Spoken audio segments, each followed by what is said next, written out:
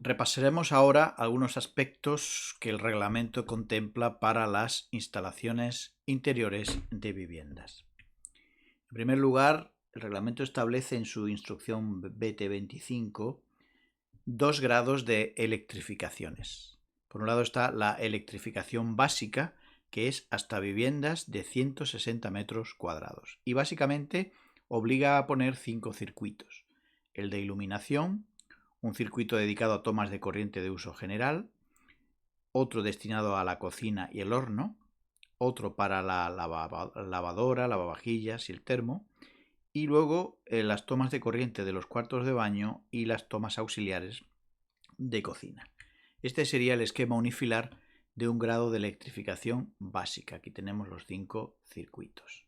Sin embargo, en la práctica se suele coger el circuito 4 y dividirlo en 3. Y entonces ponemos un circuito exclusivo para la lavadora, otro para el lavavajillas y otro para el termo. Esto no es obligatorio, pero suele ser práctico, porque como son electrodomésticos pues que trabajan con agua y también con resistencias de calor, pues son propensos a tener derivaciones y cortocircuitos, etc. Por lo tanto, es bueno aislarlo para que si hay una incidencia en uno de ellos, pues no nos afecte al resto de la instalación. Este sería el cuadro de mando y protección de una electrificación básica, con todos los dispositivos aquí conectados. Os invito a ver un vídeo de este asunto en mi canal que explica más a fondo este tipo de electrificación. Por otro lado tenemos la electrificación elevada. ¿Cuándo hay que ir a este grado superior de electrificación? Cuando la vivienda supera los 160 metros cuadrados, pero también pudiera ser que aunque no se llegue a superar, se dé alguna de estas circunstancias. Por un lado, si se prevé instalar aire acondicionado o calefacción, si se prevé instalar secadora, si hay más de 30 puntos de luz o si hay más de 20 tomas generales de corriente. En ese caso tendríamos que irnos ya a la electrificación elevada.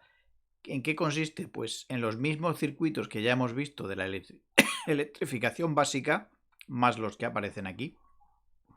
Otro circuito de alumbrado, otro circuito de tomas de corriente, un circuito para la instalación de calefacción, otra para el aire acondicionado, otro para la secadora, un circuito también para la automatización, que sería en este caso opcional, y también circuitos adicionales en caso de que se prevean pues ampliar, por ejemplo, tomas de cocina y horno, etcétera, porque a lo mejor la vivienda tenga más de una planta y queramos tener 2 cocinas y cosas así.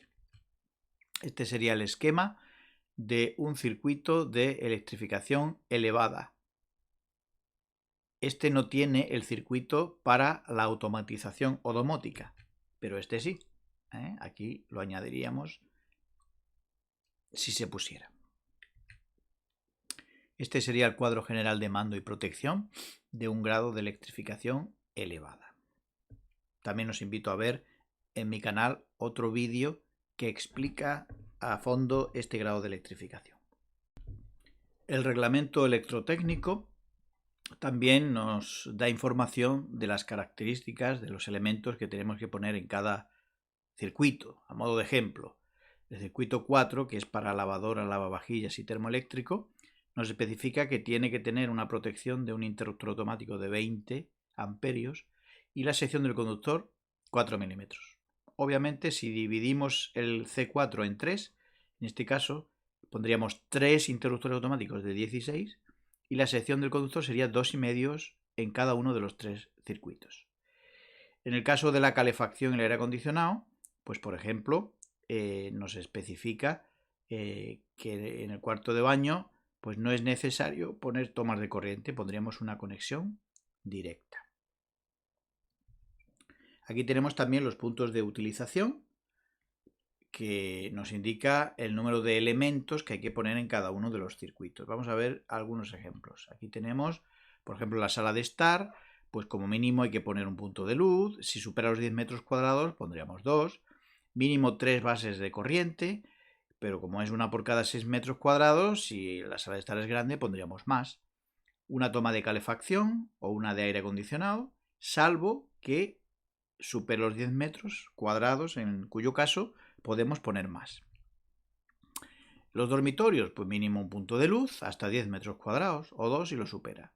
3 tomas de corriente como mínimo, pero como es una por cada 6 metros, puede que la superemos. Una toma de calefacción y una toma para el aire acondicionado. Baños, pues mínimo un punto de luz, una toma de corriente y una toma de calefacción. La cocina, pues aquí tendríamos, por ejemplo, un punto de luz mínimo. Si supera los 10 metros cuadrados podemos poner 2. 2 tomas de corriente para el extractor y para el frigorífico. Una toma de 25 amperios para la cocina y horno. Una base de 16 amperios, perdón, 3 bases de 16 amperios para lavadora, lavavajillas y termo. Y luego aparte otras bases generales, mínimo 3. Y dice encima del plano de trabajo, es decir, estas hay que ponerlas por encima de la encimera y nunca pegadas a el lavabo, ¿no? O sea, el fregadero o el fregaplatos. También podríamos añadir, si la hubiera, una toma de corriente para la secadora. Las alturas a las que hay que poner los mecanismos más habituales las tenemos aquí, ¿no? Pues tenemos las cajas de registro, las tomas de corriente a 20 centímetros del suelo, los interruptores a 1,10, etc. Hay que decir que no existe una normativa que nos obligue a utilizar estas alturas. Ni el reglamento electrotécnico de baja tensión ni el código técnico de la construcción dicen nada al respecto. Esto viene de una especie de código técnico del año 73, creo que era, que sugería estas medidas y que los profesionales pues han adoptado como costumbre. No pasa nada por respetar esto, porque así albañiles, instaladores de pladur, carpinteros, etcétera, pues saben a qué atenerse cuando hacen sus trabajos, sabiendo a qué alturas van a ir los mecanismos. Pero si alguien los quiere modificar, no pasa nada. El reglamento solo nos obliga a colocar el cuadro de mando y protección a esta altura, entre 1,40 y 2 metros, y lo más cerca posible de la entrada. En los cuartos de baño, pues tanto si hay bañera como si hay plato de ducha, el reglamento establece unos volúmenes de seguridad. El 0 sería el de mayor seguridad y el 3 el de menor seguridad, y esta tabla nos indica lo que podemos o no podemos poner en cada uno de esos volúmenes. Aquí tenemos representado más o menos cómo van esos volúmenes. Obviamente, lo que es la bañera, hasta rebosarla de agua, sería un volumen 0, ahí prohibido cualquier dispositivo eléctrico, como es natural. Y luego, pues aquí tenemos el volumen 1, que es más restrictivo, el volumen 2 nos permite hacer algo más, el volumen 3 todavía más, y a partir de cierta altura los volúmenes también van variando. Lo mismo aplicaría en los platos de ducha. Las tomas de corriente que tenemos que utilizar aquí, pues todas tienen que ser de 2 polos más tierra. Es decir, tienen que tener protección todas. La más habitual es esta, la simple de 16 amperios, o las bases múltiples dobles.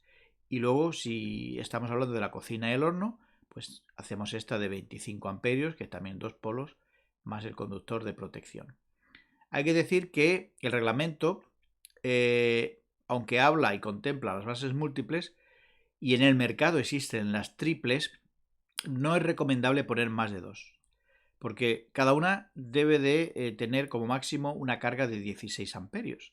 Pero las triples, pues podría ser que conectáramos 3 elementos que superaran esos 16 amperios, y esto pues es peligroso, así es que lo mejor es dobles como máximo. Si tenemos que poner más, ponemos otra placa doble alimentada desde la caja de registro, y así, al ser circuitos separados, se reparten las cargas. Las conexiones todas obviamente tienen que ir en cajas de registro. Y como decíamos antes, de cada toma de corriente tiene que ir alimentada desde una caja de registro. No podemos derivar de esta a esta. La única excepción es cuando las dos tomas están en una misma caja. Los conductores llevan colores. Aquí el conductor que se utiliza cuando son instalaciones monofásicas es el marrón, el de fase, el neutro es azul y amarillo y verde el de tierra o de protección. Hay otros colores, el negro y el gris, que también se utilizan para fase, pero cuando se habla de sistemas trifásicos. Lo mejor es utilizar siempre el marrón en los sistemas monofásicos. Y a la hora de conectar un punto de luz, el neutro siempre debe ir directo y el interruptor debe cortar la fase. Esto hace que, si tenemos que manipular ahí, al cortar la fase, pues ya no tenemos tensión. Si el interruptor lo colocáramos en el neutro, pues al manipular siempre había ahí un punto donde hay tensión y sería muy peligroso. Pues nada más, muchas gracias a todos por vuestra atención.